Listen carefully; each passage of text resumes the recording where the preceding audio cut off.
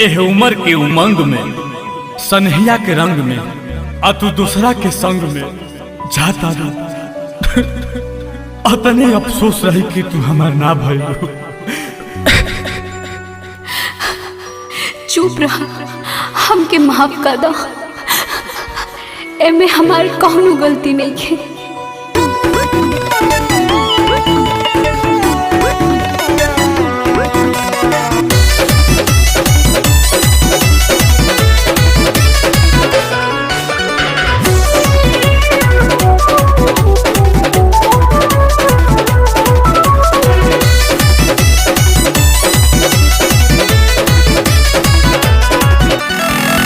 करेला तू प्यार जानी गिरिया हमार जानी रोई भार जी।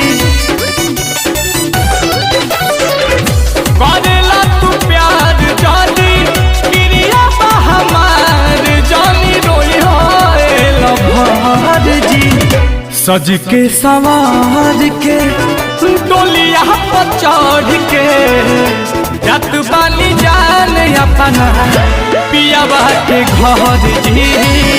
सज के सवार के डोलिया पे चढ़ के जत बाली जान अपना पियावा के घर जी।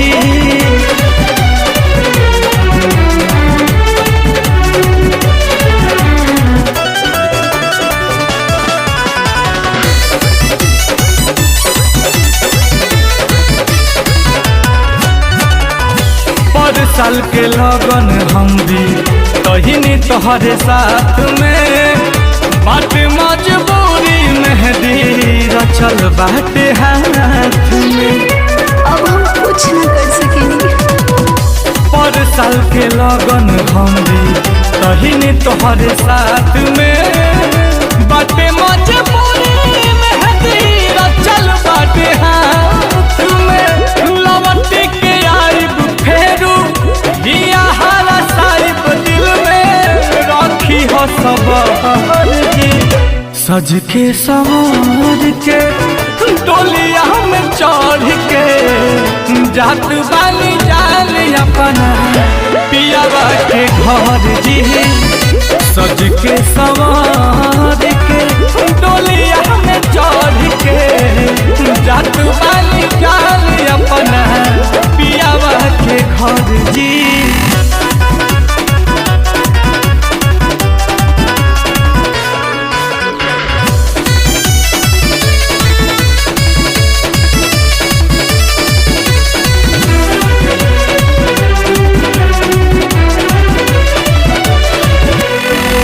खिंचले बार फोटो जब देखी हा उठी सूत के किस्मत पर उठल बाकी तू न जई हरूठ के।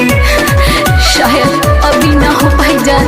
खिंचले बार फोटो जब देखी हा उठ सूत के किस्मत पर उठल बाकी तू न जई हरूठ के। बुझ तू लाचारी सुना और न बिहारी लोलावा वही धर धर जी। सज के सवार के डोलिया पर चढ़ के जत बाली जान अपना पियावा के घर जी। सज के सवार के डोलिया पर चढ़ के जत बाली जान अपना पियावा के घर जी। जाता नहीं जान, अपन ख्याल रखिया। जा अकेले खुश रहिया।